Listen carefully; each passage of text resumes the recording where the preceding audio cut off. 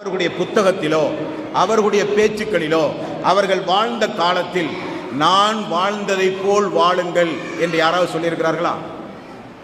யாராவது சொல்லியிருக்கிறார்களா? ஒரு மனிதன் இந்த உலகத்தில் மரணத்தை தழுவுகிற வரை குடும்ப வாழ்வானாலும் கொடுக்கல் வாங்கலானாலும் சொந்த வாழ்வானாலும் பகிரங்கமான வாழ்வானாலும் எல்லா வாழ்க்கையிலும் நான் வாழ்ந்ததை போல் வாழுங்கள் என்று யாராவது சொல்லியிருக்கிறார்களா என்றால் யாரும் கிடையாதுங்க. காரணம் ஏன்? மனிதன் மனிதனுக்கு நேர்வழி காட்ட முடியாது. ஆனால் இறைவன் சொல்லுகிறான் தெரியுமா? லக்கது கான லக்கும் ஃபீ ரசூலில்லாஹி உஸ்வத்துன் ஹஸனா. இந்த நபி யார் தெரியுமா? இந்த மனித சமுதாயத்திற்கே முன்மாதிரியான ஒரு மாடல் என்று இறைவன் சொல்லுகிறான். இந்த நபி யார்? ஒட்டுமொத்த மனித சமுதாயத்திற்கும் ஒரு முன்மாதிரியான மாடல் இந்த இறை தூதர்.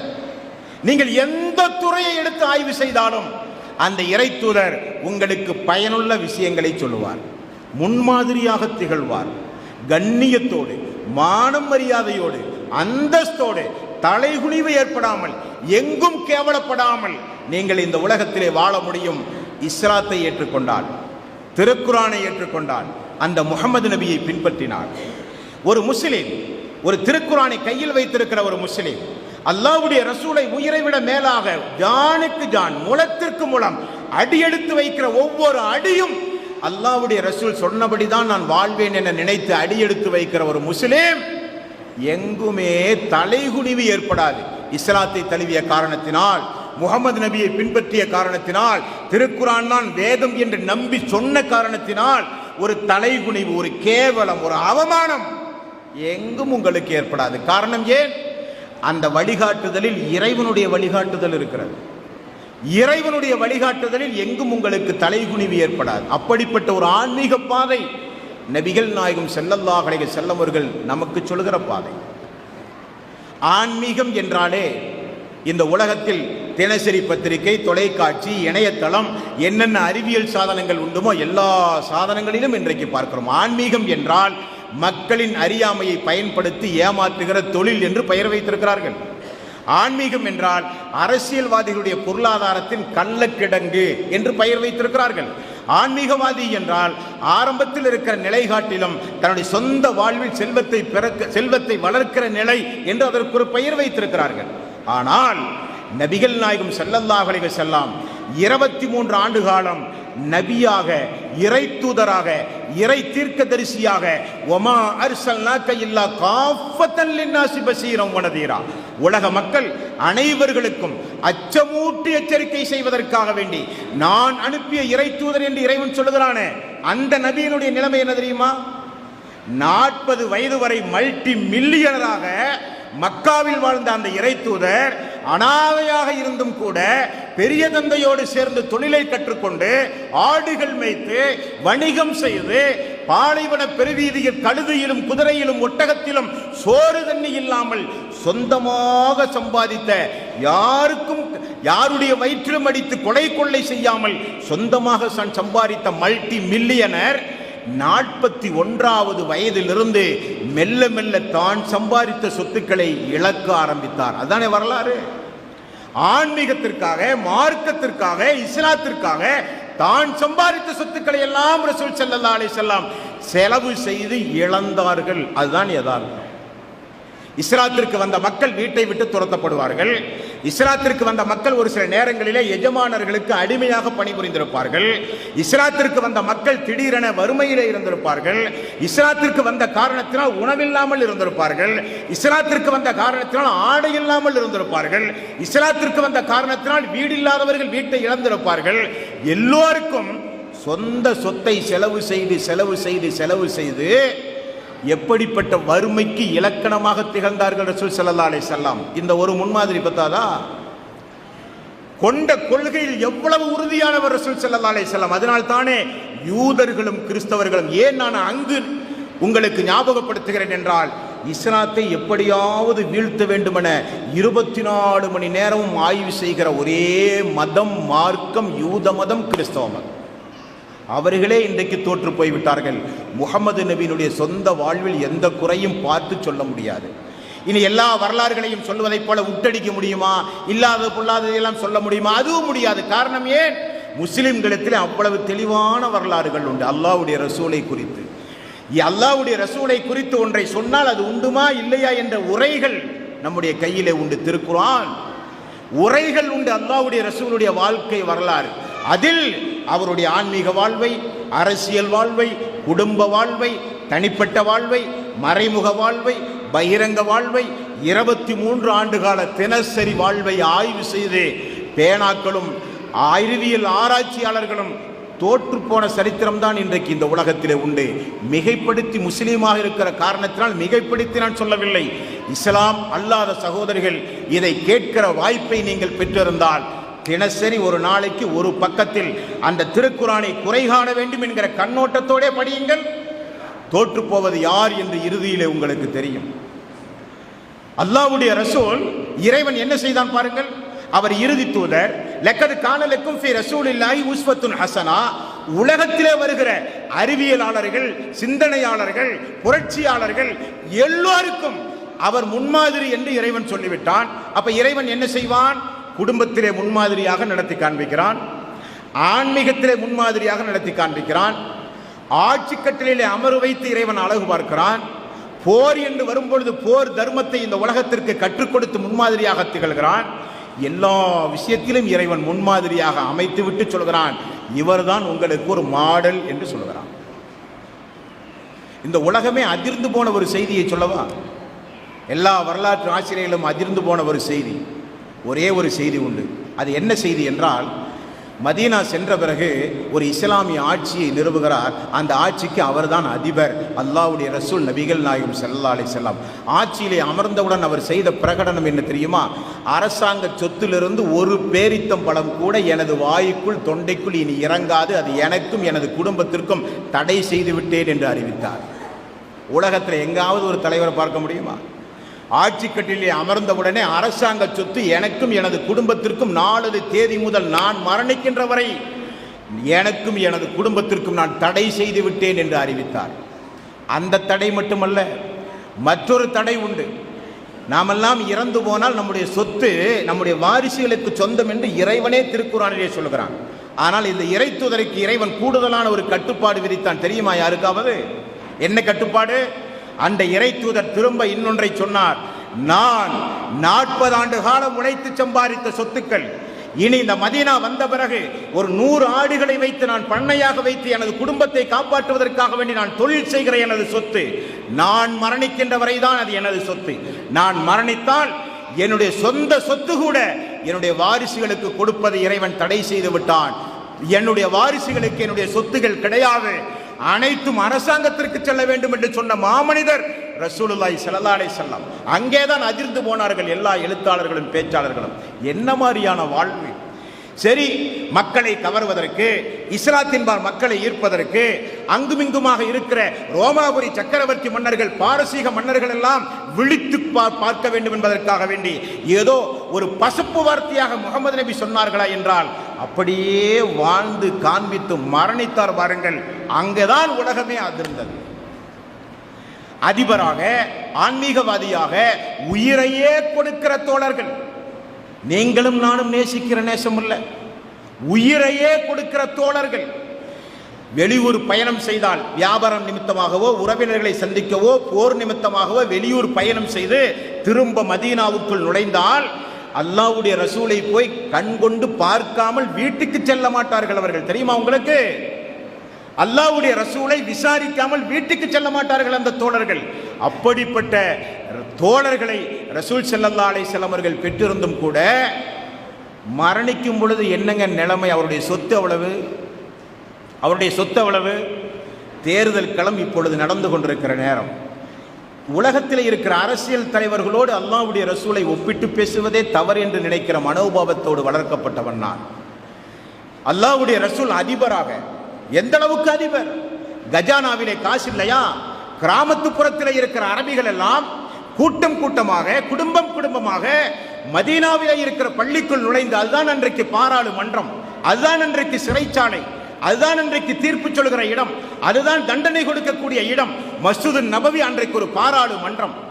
அந்த பாராளுமன்றத்துக்குள் திடீரென கிராமத்து மக்கள் புகுவார்களாம். நபிமொழிகளிலே பார்க்கிறோம், முஹம்மது, நாங்கள் ஏழ்மையாக இருக்கிறோம், வயிற்று பசியை போற்பதற்கு எங்களுக்கு உணவு வேண்டும் என்று உரிமையோடு கேட்பார்கள். கழுத்துகளிலே துண்டை போட்டு இழுத்து கேட்பார்கள். தோழர்கள் எல்லாம் ஆவேசம் அடைகிற அளவுக்கு நபிகள் நாயகம் ஸல்லல்லாஹு அலைஹி வஸல்லம் அவர்கள் சொல்லுவார்கள், இந்த சொத்து பொதுமக்களுக்குரியது. கிராமப்புறங்களிலே பேசுவார்கள், முகமது நபி இடத்திலே செல்லுங்கள், நம்முடைய பசியை போக்குவார், வறுமையை போக்குவார் என்று கிராமப்புறத்தில் இருக்கிற மக்கள் பேசுகிற அளவுக்கு கஜானாவிலே செல்வங்கள் நிறைந்த நேரம். வருகிற மக்கள் எல்லாம் ஒட்டகத்தினுடைய முதுகில் மூட்டையை சுமந்து செல்லுகிற அளவுக்கு கஜானாவிலே நிறைந்திருந்த நேரம். முகமது நபி 63வது வயது திங்கட்கிழமை அதிகாலை இந்த உலகத்திலிருந்து விடை வரும்போது அவருடைய சொத்து என்னங்க?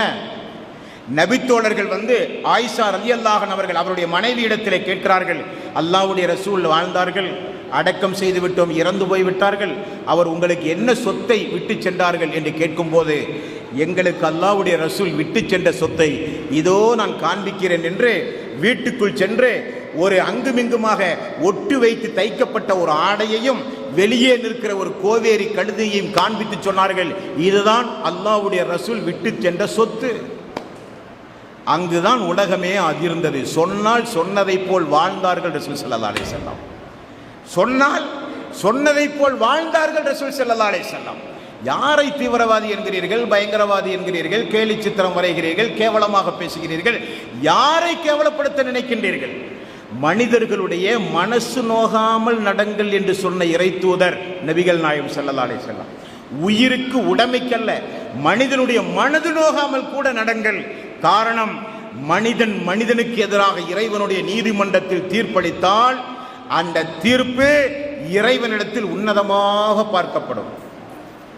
அந்த தீர்ப்புக்கு இறைவன் எந்த வகையான காம்ப்ரமைசன் சமரசமும் இறைவனுடைய நீதிமன்றத்திலே கிடையாது என்று போதிக்கு வந்தவர் நபிகள் நாயகம் ஸல்லல்லாஹு அலைஹி வஸல்லம்.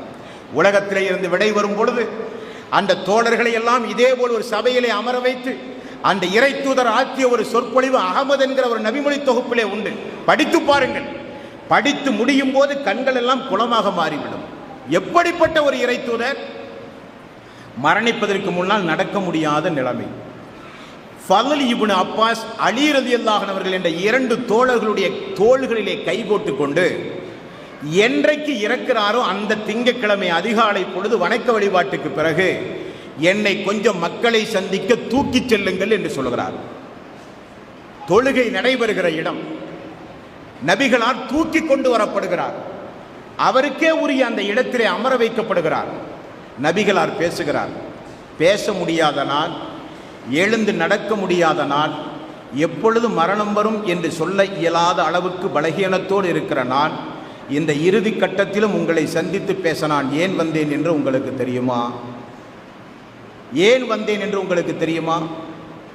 எல்லா தோழர்களும் கண்ணீரோடு அமைதி காத்து செவிகளை அல்லாஹ்வுடைய ரசூலுடைய நாவை கேட்டு கூர்மையாக்கி வைத்துக்கொண்டு சபையிலே அமர்ந்து கொண்டிருக்கிறார்கள். ஏன் நான் வந்தேன் என்றால், 23 ஆண்டு காலம் உங்களோடு நபியாக நான் வாழ்ந்தவன். எனக்கு எப்பொழுது மரணம் வரும் என்று சொல்ல இயலாது. காரணம், என்னால் நடக்கக்கூட முடியாது. எந்த நேரமும் அது சம்பவிக்கலாம். 23 ஆண்டு காலம் உங்களோடு வாழ்ந்திருக்கும் பொழுது நான் யாரையாவது மனது நோகுமாறு பேசியிருந்தால், இதோ இந்த முகம்மதை உங்களிடத்திலே ஒப்படைக்கிறேன், நீங்களும் அதே போல திரும்ப பேசிக்கொண்டு உலகத்திலேயே பழி தீர்த்து கொள்ளுங்கள். நான் யாரிடமாவது காசு பணம் வாங்கி தராமல் மரணித்திருந்தால், தராமல் நான் மரணித்தால், இறைவனுடைய சன்னிதானத்திலே நீங்கள் வந்து எனக்கு எதிராக சாட்சி சொன்னால் என்னால் இறைவனுடைய நீதிமன்றத்திலே என்னால் தப்பிக்க முடியாது. யாராவது அப்படி கொடுத்து நான் தராமல் இருந்தால் கேட்டு வாங்கி கொள்ளுங்கள் என்றார்கள் ரசூல் ஸல்லல்லாஹு அலைஹி வஸல்லம். அந்த சபையே தேம்பி தேம்பி அழுத வரலாற்றுக்கு சொந்தக்காரர் ரசூல் ஸல்லல்லாஹு அலைஹி வஸல்லம். தெரியுமா உங்களுக்கு? அப்படி ஒரு பழிதிருக்கிற சம்பவம் இந்த உலகத்திலே நடந்திருக்கிறது. அந்த அளவுக்கு இந்த உலகத்தில் ஒரு முன்மாதிரியாக வாழ்ந்தவர்கள் ரசூல் ஸல்லல்லாஹு அலைஹி வஸல்லம். ஆகவே தான் உயிரை விட மேலாக இனம் தெரியாத ஒரு மரியாதை இந்த இஸ்லாமிய சமுதாயத்திற்கு உருவாகிறது என்றால், என்ன சொன்னாரோ அதன்படி இந்த உலகத்திலே வாழ்ந்துவிட்டு மரணித்தார்கள் நபிகள் நாயகம் ஸல்லல்லாஹு அலைஹி வஸல்லம். அவர் வாழ்ந்த காலத்தில் அவர் உருவாக்கிய அந்த தோழர்கள் உலகத்தில் இறைவனுடைய தூதரோடு மட்டும் வாழ்ந்தால் போதாது, பரலோக ராஜ்யத்திலும் பூர்ண ஜென்ம பூமியிலும் அவரோடு சேர்ந்து வாழ வேண்டும் என்கிற ஆசையோடு இருந்தவர்கள் அவர்கள், ஆசையோடு வாழ்ந்தவர்கள் அவர்கள். அப்படிப்பட்ட ஒரு இறை தூதர் நபிகள் நாயகம் ஸல்லல்லாஹு அலைஹி வஸல்லம். போர் என்று வரும் பொழுது போர் தர்மத்தை போதித்த மாமனிதர் ரசூல் ஸல்லல்லாஹு அலைஹி வஸல்லம். போர் என்று வரும் பொழுது பெண்களை போர்க்களத்திலே கண்டால் கொல்லாதீர்கள், குழந்தைகளை கொல்லாதீர்கள், ஆன்மீகவாதிகளை மதகுருமார்களை பார்த்தால் அவர்களை சீர்குலைக்காதீர்கள், கொல்லாதீர்கள். யாராவது உங்களுக்கு சிறை கைதிகளாக கிடைத்தால் அவர்களை சித்திரவதை செய்யாதீர்கள். போர் காலத்தில் எதிரிகளை நீங்கள் கொல்ல வேண்டுமென நினைத்தால் உறுப்புகளை சிதைத்து கொலை செய்யாதீர்கள். நெருப்புகளால் யாரையும் எரித்து நீங்கள் கொலை செய்தல் கூடாது. போர் தர்மத்தை இந்த உலகத்திற்கு சொல்லிக் கொடுத்த மாமனிதர் ரசூல் ஸல்லல்லாஹு அலைஹி வஸல்லம் அதே போல்தான் வாழ்ந்தார்கள். அந்த தளபதி, அந்த அல்லாஹ்வுடைய ரசூல், அந்த அதிபர், சக்கரவர்த்தி, ரோமாபுரி சக்கரவர்த்தி, பாரசீக சக்கரவர்த்தி எல்லாம் அல்லாஹ்வுடைய ரசூலுடைய பெயரை கேட்டாலே அவர்களுக்கே தெரியாமல் எழுந்து நின்று மரியாதை செலுத்துகிற அளவுக்கு ரசூல் ஸல்லல்லாஹு அலைஹி வஸல்லம் மிகப்பெரிய ஒரு சக்தியாக அந்த உலகத்தில் வாழ்ந்த அந்த சந்தர்ப்பத்தில் நிகழ்ந்த ஒரு நிகழ்வுண்டு. அதை சொல்லாமல் இந்த சபையை முடித்தால் இந்த நிகழ்ச்சிக்கு அது அழகு சேர்க்காது. அது என்ன நிகழ்ச்சி தெரியுமா?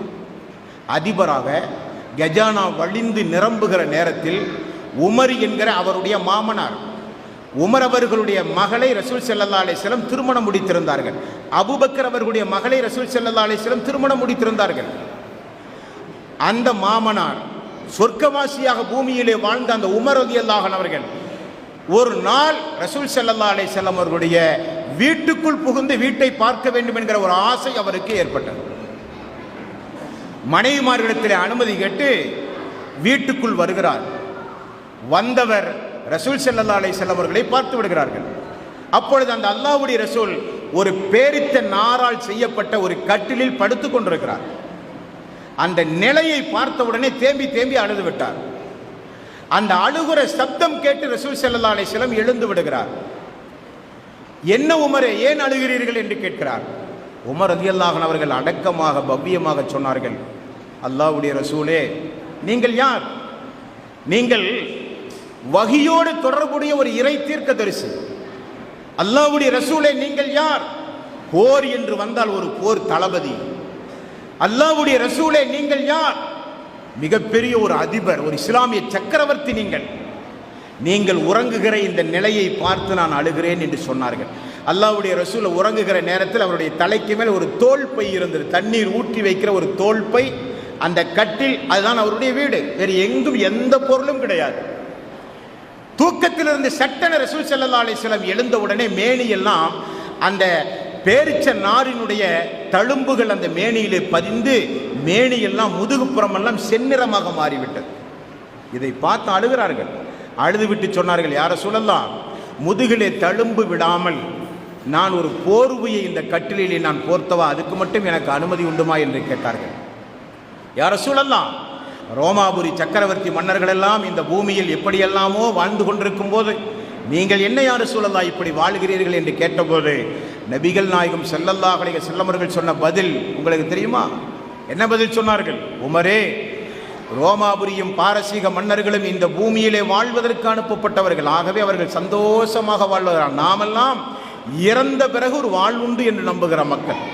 நமக்கும் இந்த பூமிக்கும் இருக்கிற தொடர்பு என்ன தெரியுமா உமரே?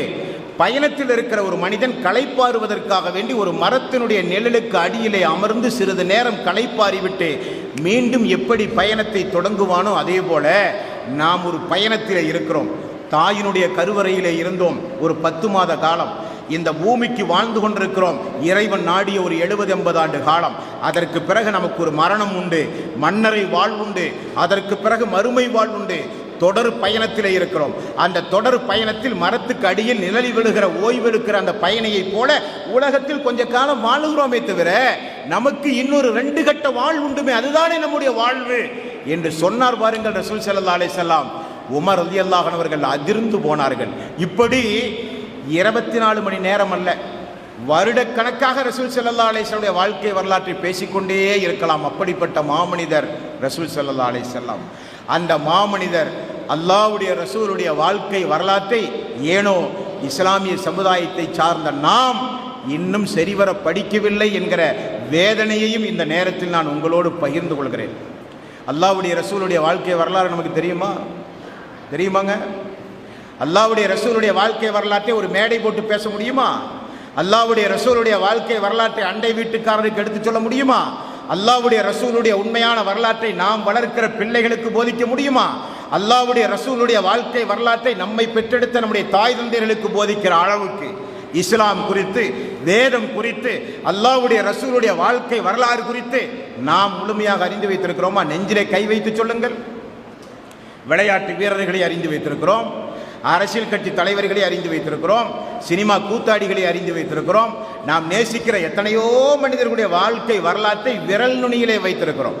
ஆனால் நமக்காக இறைவன் புறத்திலிருந்து நம்மை நரகத்திலிருந்து பாதுகாக்க, இருளிலிருந்து இந்த மனித சமுதாயத்திற்கு ஒளி விளக்காக இறைவன் அனுப்பிய அந்த தூதருடைய, உயிரை விட மேலாக நேசிக்க மதிக்கத்தக்க அந்த தூதருடைய வாழ்க்கை வரலாற்றை நம்மில் எத்தனை பேர் தெரிந்து வைத்திருக்கிறோம்?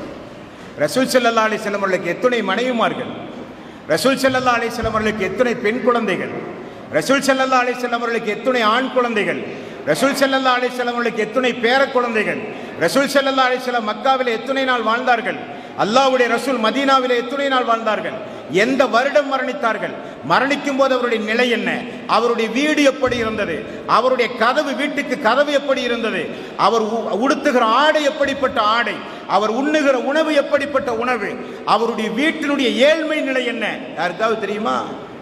யாருக்காவது தெரியுமா? தெரிந்தால் மிக மிக சந்தோஷம், மிக மிக சந்தோஷம். இன்றைக்கு நான் ஆரம்பத்தில் சொன்னதை போல மனித சமுதாயத்திற்காக வேண்டி இறைவனால் வழங்கப்பட்ட இந்த மார்க்கத்தை உலக அழிகிற நாள் வரை இந்த மனித சமுதாயத்திற்கு கொண்டு செல்கிற பொறுப்பை யார் எடுத்திருக்கிறார்? அல்லாஹ் ரப்புல் ஆலமீன் கையிலே எடுத்திருக்கிறான். இறை நிராகரிப்பாளர்கள் வெறுத்தாலும் இந்த மார்க்கத்தை நிலைநிறுத்தியே தீருவேன் என்று இறைவன் சொல்லிவிட்டான். உலகம் அழிகிற நாள் வரை இந்த மனித சமுதாயத்திலே ஒரு குறிப்பிட்ட மக்களை நான் தேர்ந்தெடுத்து வைத்திருக்கிறேன். அவர்கள் யார்? குன்தும் ஹைர உம்மத்தின் உஹரிஜத் லின்னாஸ் தஅமுரூன பில் மஅரூஃப் வ தன்ஹவுன அனில் முன்கர் வ துமினூன பில்லாஹ். மனித சமுதாயத்தில், நான் படைத்த மனித சமுதாயத்தில் மிகச்சிறந்த சமுதாயம் யார் என்றால், மக்கள் மத்தியிலே நன்மையை ஏவுவார்கள், தீமையை தடுப்பார்கள். அவர்கள்தான் குன்தும் ஹைர உம்மத்.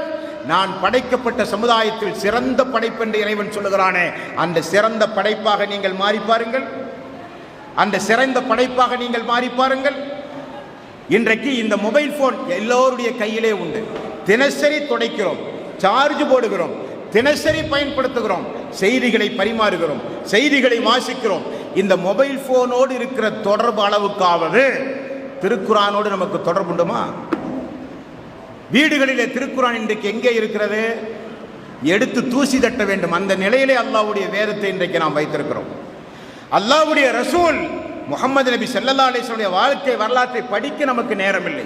சினிமா பார்க்க நேரம் உண்டு, ஊர் சுற்றுவதற்கு நேரம் உண்டு, ஓய்வெடுப்பதற்கு நேரம் உண்டு, பணம் சம்பாதிக்க நேரம் உண்டு, சம்பாதிக்கின்ற பணத்தை அனுபவிக்க நேரம் உண்டு, எல்லா பொழுதுபோக்குக்கும் நமக்கு நேரம் உண்டு. ஆனால் அல்லாஹ்வுடைய ரசூலுடைய வாழ்க்கை வரலாற்றை படிக்க, திருக்குரானை படிக்க, அதன்படி நம்முடைய வாழ்வில் வணக்க வழிபாடு செய்வதற்கு நமக்கு நேரம் இல்லை என்றால், அல்லாஹ்வுடைய மார்க்கத்தை வளர்த்துகிற பொறுப்பு அல்லாஹ்வுடைய ரசூல் நம்முடைய கையில் அளவா தந்தார்கள்.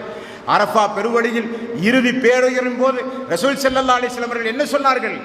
எனக்கு பிறகு நான் சொன்ன ஒரு செய்தியானாலும் எனக்கு பிறகு இந்த மனித சமுதாயத்திலே எத்தி வைக்க வேண்டிய பொறுப்பு உங்களது பொறுப்பு என்றார்கள் ரசூல் ஸல்லல்லாஹு அலைஹி வஸல்லம். இவைகளை குறித்து ஒரு பொதுவான ஒரு பார்வை பெரும்பான்மையான மக்கள் மத்தியிலே இல்லாத காரணத்தினால் வருடத்திற்கு ஒரு முறையோ இருமுறையோ உலகெங்கிலும் விரும்பத்தகாத பல்வேறு நிகழ்வுகள் இன்றைக்கு நடந்து கொண்டிருக்கின்றன. ஏதோ இஸ்லாமும் திருக்குரானும் முஹம்மது நபி அவர்களும் முஸ்லிம்களுக்கும் அரபு பேசுகிற மக்களுக்கும் குறிப்பிட்ட நாட்டினருக்கும் குறிப்பிட்ட மொழி பேசக்கூடிய மக்களுக்கும் சொந்தமென நினைத்து விட்டார்கள். அதுதான் அவர்கள் செய்த மிகப்பெரிய ஒரு தவறு. முதல் மனிதர் ஆதம் அலைஹிஸ்ஸலாத்து வஸ்ஸலாம், ஆதம் ஏவாள் என்று பைபிள் குறிப்பிடுகின்ற, வேதங்களை சார்ந்திருக்கிற எல்லா சமுதாய மக்களும் அறிந்து வைத்திருக்கின்ற ஆதம் எப்பொழுது இந்த பூமிக்கு அனுப்பப்பட்டாரோ அப்பொழுதே அவர் எப்படி வாழ வேண்டும் என்கிற ஒரு வாழ்க்கை நெறிமுறை திட்டத்தை இறைவன் வழங்கினான். அந்த வாழ்க்கை நெறிமுறை திட்டம்தான் இஸ்லாம் என்பது. இஸ்லாம் என்பது மனிதர்களுக்குரிய வாழ்க்கை நெறிமுறை திட்டமே தவிர முஸ்லிம்களுக்கு மட்டும் உள்ள வாழ்க்கை நெறிமுறை திட்டம் அல்ல.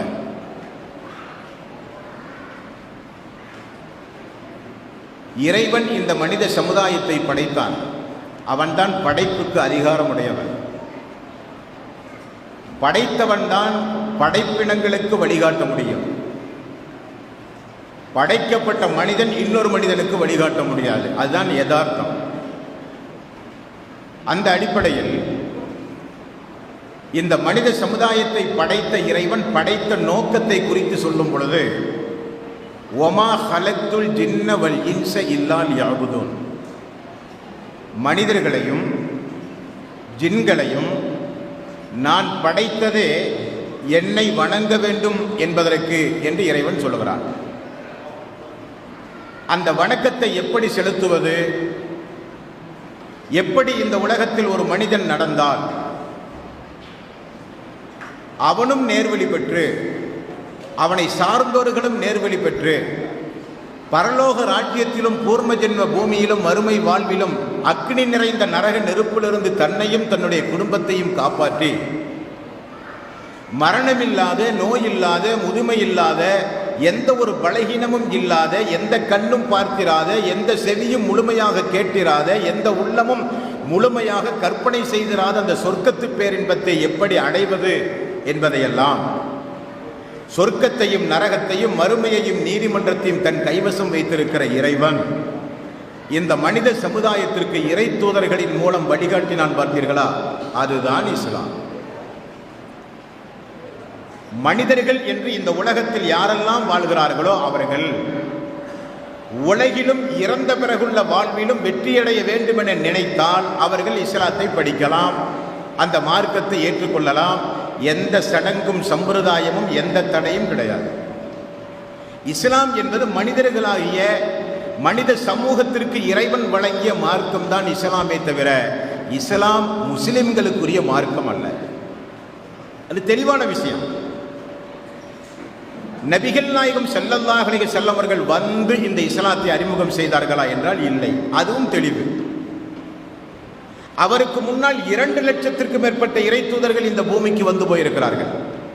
வலிக்குள்ளி உம்மத்தின் ரசூலுன், ஒவ்வொரு சமுதாயத்திற்கும் இறைவன் தூதர்களை அனுப்பியிருக்கிறான், இறை தீர்க்கதரிசிகளை அனுப்பியிருக்கிறான். அவர்கள் பேசுகிற மொழியிலேயே அவர்களில் ஒரு மனிதரை தேர்வு செய்து இறைவன் ஒரு தொடர்பை ஏற்படுத்தி இறை தீர்க்கதரிசிகளாக உருவாக்கி ஒவ்வொரு சமுதாயத்திற்கும் ஒவ்வொரு தீர்க்கதரிசிகளின் மூலம் இந்த இஸ்லாத்தை தொன்று தொட்டு இறைவன் இந்த மனித சமுதாயத்திலே செய்து வருகிறான். இறுதியாக வந்தவர் தான் நபிகள் நாயகம் ஸல்லல்லாஹு அலைஹி வஸல்லம் அவர்களே தவிர அவர் வந்து இஸ்லாத்தை போதிக்கவில்லை. இஸ்லாத்தை போதிக்க வந்த தூதர்களில் ஒருவர் தான் நபிகள் நாயகம் ஸல்லல்லாஹு அலைஹி வஸல்லம். அப்போ ஒரு விஷயத்தை புரிந்து கொள்ள வேண்டும். இஸ்லாம் என்பது மனிதர்களுக்குரிய மார்க்கம். வேதம் என்பது அவரவர்கள் பேசுகிற மொழியில் இறைவன் ஒவ்வொரு காலகட்டத்திலும் தூதர்களை அனுப்பி அனுப்பி அந்த தூதர்களின் மூலம் இந்த மனித சமுதாயத்திற்கு இறைவன் தன்னுடைய வாக்காக மனிதன் எப்படி நடக்க வேண்டும் என்கிற போதனையை சொன்னான். பார்த்தீங்களா? அது வேதம். அந்த வேதத்தை சுமந்து குறிப்பிட்ட ஆயுள் காலம் வாழ்ந்தவர்கள் இறை தீர்க்கதரிசிகள். அதில் ஒருவர் தான் நபிகள் நாயகம் ஸல்லல்லாஹு அலைஹி வஸல்லம். எல்லா இறை தீர்க்கதரிசிகளுக்கும் நபிகள் நாயகம் ஸல்லல்லாஹு அலைஹி வஸல்லம் அவர்களுக்கு ஒரு வித்தியாசம் என்ன? மிகப்பெரிய ஒரு வித்தியாசம் உண்டு. எல்லா வேதங்களுக்கும் திருக்குர்ஆனுக்கும் இருக்கிற வித்தியாசம் என்ன? மிகப்பெரிய ஒரு வித்தியாசம் உண்டு. நபிகள் நாயகம் ஸல்லல்லாஹு அலைஹி வஸல்லம் அவர்களுக்கு முன்னால் இருந்த இஸ்லாமும் அல்லாஹ்வுடைய ரசூல் வந்த பிறகு உள்ள இஸ்லாமும் நிறைய வித்தியாசம் உண்டு. அது என்ன வித்தியாசம்? நபிகள் நாயகம் ஸல்லல்லாஹு அலைஹி வஸல்லம் இறுதி தூதர். உலகம் அழிகிற நாள் வரை இந்துக்களுக்கும் கிறிஸ்தவர்களுக்கும் முஸ்லிம்களுக்கும் சீக்கியர்களுக்கும் புத்தர்களுக்கும் சமணர்களுக்கும் மதத்தை பின்பற்றாத மனிதர்கள் என்று இந்த உலகத்தில் ஆன்மீக பாதையை தேடுகின்ற எல்லோருக்கும் அவர்தான் அல்லாஹ்வுடைய ரசூல். அவர்தான் இறுதி நபி. அவருக்கு வழங்கப்பட்ட வேதத்திற்கு பிறகு இனி வேதமில்லை, தூதர்கள் கிடையாது. அவருக்கு வழங்கப்பட்ட வேதம் என்ன சொல்கிறது? ஷஹர் ரமலான் அல்லதி உன்சில ஃபீஹில் குர்ஆன் ஹுதல் லின்னாஸ் பையினாத்தின் மினல் ஹுதா வல் ஃபுர்கான்.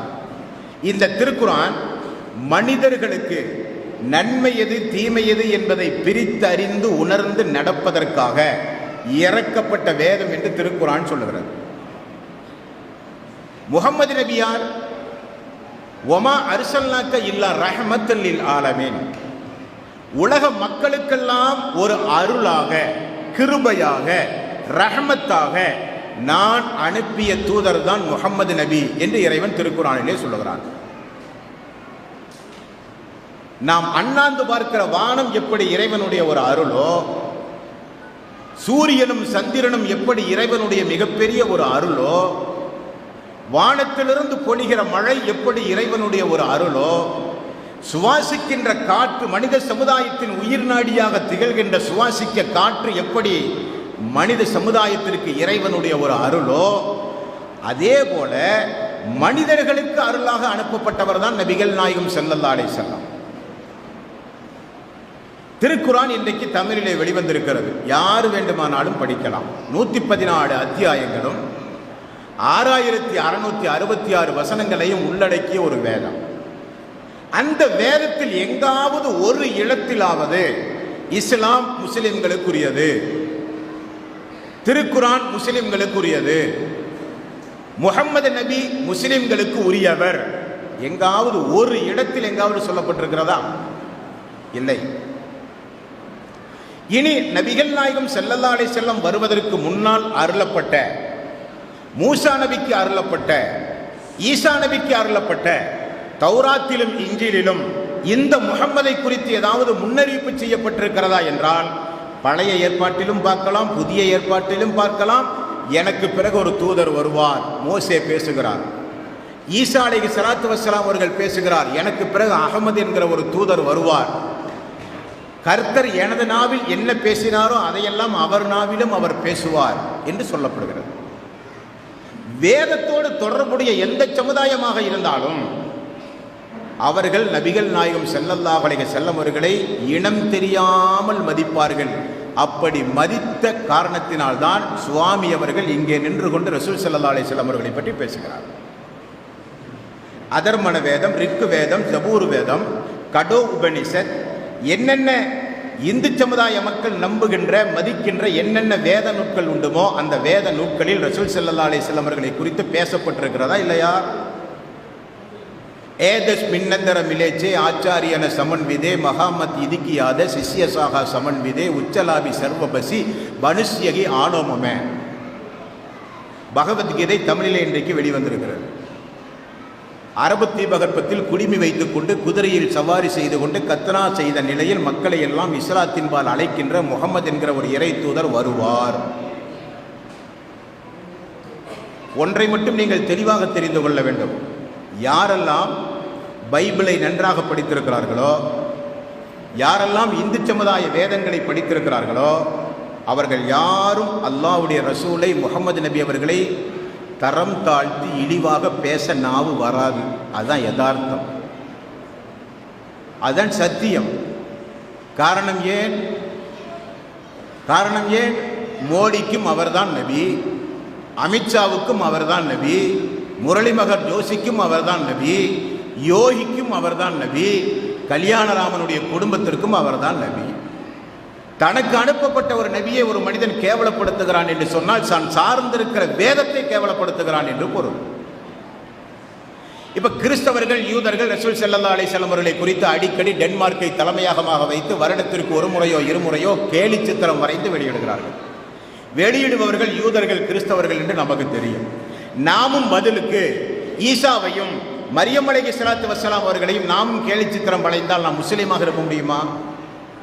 அப்படி வரைபவர்கள் திருக்குர்ஆனுக்கு எதிரானவர்கள். காரணம் ஏன்? திருக்குர்ஆனில் ஈசா அலைஹிஸ்ஸலாத்து வஸ்ஸலாம் அவர்களை குறித்து மேன்மையாக சொல்லப்பட்டிருக்கிறது. அவரை பெற்றெடுத்த மரியம் அலைஹிஸ்ஸலாத்து வஸ்ஸலாம் அவர்களை உயர்நிலையில் சொல்லப்பட்டிருக்கிறது. நாம் நம்புகின்ற வேதத்தில் உன்னதமாக சொல்லப்பட்ட ஒரு இறை தீர்க்கதரிசி குறித்து நான் கேவலமாக பேசும்போது நான் சார்ந்திருக்கிற மதத்தை, நான் சார்ந்திருக்கிற வேதத்தை நான் கேவலப்படுத்துகிறேன் என்று பொருள். அதுதான உண்மை. நபிகள் நாயகம் ஸல்லல்லாஹு அலைஹி வஸல்லம் அவர்கள் திருக்குர்ஆனில் எங்காவது ஒரு இடத்திலாவது ரசூல் ஸல்லல்லாஹு அலைஹி வஸல்லம் அவர்கள் முஸ்லிம்களுக்குரியவர்கள் என்று இறைவன் பேசுகிறானா? இல்லை.